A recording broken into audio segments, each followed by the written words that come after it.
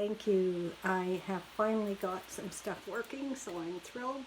And I thought we would talk about who says we can't change the past. If we're the author of our story, why can't we change our perception of the past, right? So I'm going to tell you a true story. And first off, I'm Wendy B. I am a transformational solution coach. I'm a serial entrepreneur. I have successfully started and sold 6 businesses, and I'm starting a 7th business. And I have written a best-selling book called Getting Unstuck, 30 Ways to Turn Your Limiting Barriers into Clarity, Freedom, and Power, and you can get that on digital, on Amazon, or in paperback. All right, so let's just jump in. It's an awesome day. I'm really, really excited. My daughter and I have been looking to rent a home together, and we have found one and have been accepted. So I'm supercharged because a week ago we were told that that house, I thought they had chosen us. They had done an interview with people that we knew, and then at the last minute they accepted somebody else. So we were like, And then they called us today and said, no, we've decided on you. So it's like, yes. So we'll get everything settled, and we're pretty excited. So one of the things in my book, this is a chapter in my book that I wrote about recognizing you're the author of your story. Because I don't know about you, but I don't always recognize that I'm the author of my story. Do you? I don't. So I'm just going to read this and generate this as like, are you stuck in a story that leaves you disempowered? Picture this, I was 46. I'm not 46 anymore. And I get a phone call at 3 a.m. from my half-sister, Deborah. Our mother has just died unexpectedly, and she was only in her 60s. And my sister informs me that Mom's burial will be in 3 days. I'm a single mom with 2 children, and I had a 3-year-old and a 10-year-old, and it just didn't work for me to close my store. I didn't even have the money to pay for a flight. I didn't realize that I could probably get a deal because of a death in the family. I didn't know any of that stuff. I was just like, and I was in shock, right?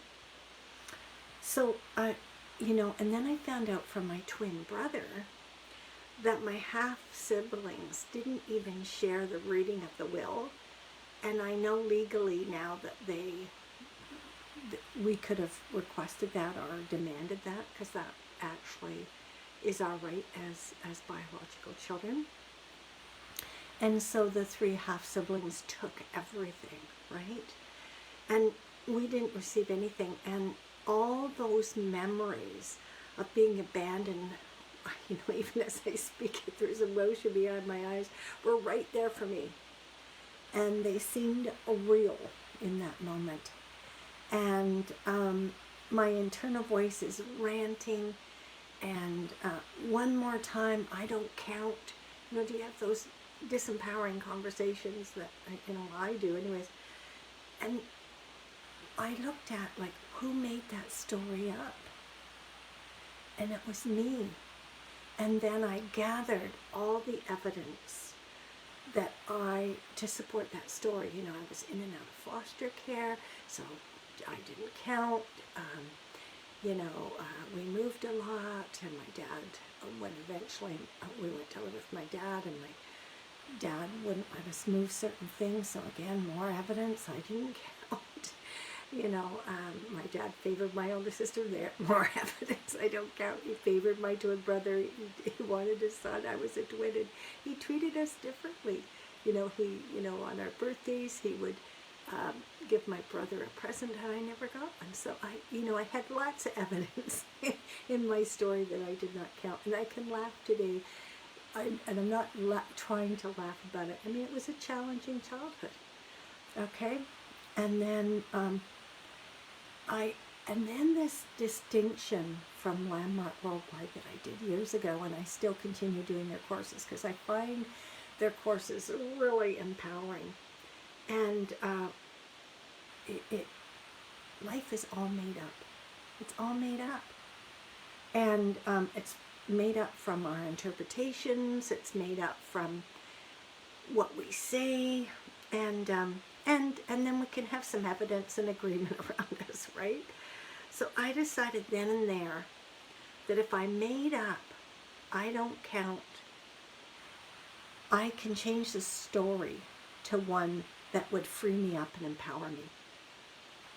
So I did, and some of the creation of my new story is from the truth, and some is made up. So imagine my new empowering story, because the whole goal about our stories is to empower us, right? And it goes like this. So my mother insured her common law husband, and I know she did. That's the truth. And when he died, the insurance paid her out, I think it was about $10,000, and at that time that was the cost of the house. So and so she was able to pay off the cost of the house, the mortgage. And so I made up that because she paid off the house with the insurance money, my mother felt it was their dad's legacy to give to them, to the children, right? Inside of this new empowering story, I wasn't being abandoned anymore, because I felt totally abandoned. Like one more time being taken away, one more time being put in and out of foster care. Like I just felt totally abandoned. That we didn't even get a teacup, right? So I was just like, I just was feeling really disempowered. But when I made up this empowering story about that the house was their dad's legacy because the insurance paid for it, I didn't feel abandoned anymore. Inside of this new story, I wasn't abandoned. My half-siblings were being acknowledged from their mom and dad. It had nothing to do with me. And I was just so empowered by that story. And I'm sticking to it. That new statement empowered me, and I no longer felt abandoned. Wow, I had changed the past, the abandonment story, all within minutes. How powerful is that? You too can rewrite your story, and you can rewrite your past, or at least the meaning you put on the past. We have patterns everywhere, and they evoke emotions and memories. But it's interesting, they're not happening now, and I'll share a little about that in a moment. I was so excited to discover this access, because it really is an access to freedom when you can distinguish story from what happened, right? When I started to distinguish what was really going on versus my stories that I made up, it allowed me to take ownership and to realize that I can alter my perception. That might sound crazy, but I viewed certain experiences, and still do, a particular way from the past. And when I start being responsible and recognizing that what happened was my perception, my internalized conversation about what happened, I realized that my creation of I don't count and why bother, another one is like, why bother? I don't count, so why bother continuing, right? It's all made up. And I discovered they were getting in the way and keeping me stuck. Those limiting statements and beliefs became a barrier by which I viewed life through, a limiting lens, and I gathered the evidence to confirm my limiting belief. I don't count. What's the use? So it's very powerful you to see this. Now, you can go to Landmark Worldwide, and it's a course where you get to distinguish this very powerfully. And if you can practice this distinction, you can have freedom, clarity, and power. So I'm inviting you to look at where in your life Have you got a disempowering conversation or story about what's going on in your life or what happened? You know, you could take like, okay, someone who's been married 3 or 4 times. You could take it like, oh my, I'm such a failure, or like, wow, I get to practice so often that, you know, it's like from my failure, I could have caused an amazing relationship, you know, because you could shift your perception. Or it was funny that I was driving into work today and I needed to cash a check. And every time I go by this particular bank, I go, well, how do you get into it by this way? Like, there's only one way from King George Highway. And so I, you know, since last July, I've been either walking to the bank or parking my car in a particular spot and then walking. And what I discovered today is that when I looked newly, I discovered a way that I could actually get into the bank that would be way easier than I realized. Now, I've been driving there for how many months? 6, 8 months? But because I was only focused on a certain, how it had to look, I never saw that there was another way in. I saw different ways, but not this particular way that I saw today that would make it so much easier. So it's all perception. What are we focusing on? So I'm going to leave you with some questions here. Is what you're saying even the truth? You know? And are you willing to see it another way? Could there be another interpretation that would empower you? Brainstorm with a few people. Don't let them make you wrong, but just brainstorm. Who could you talk to who won't buy your story? Like, they know your story, but they're not going to buy your victim of your story, but would instead be able to give you another view or insight to the situation. Who can you trust? A coach, a mentor, a good friend.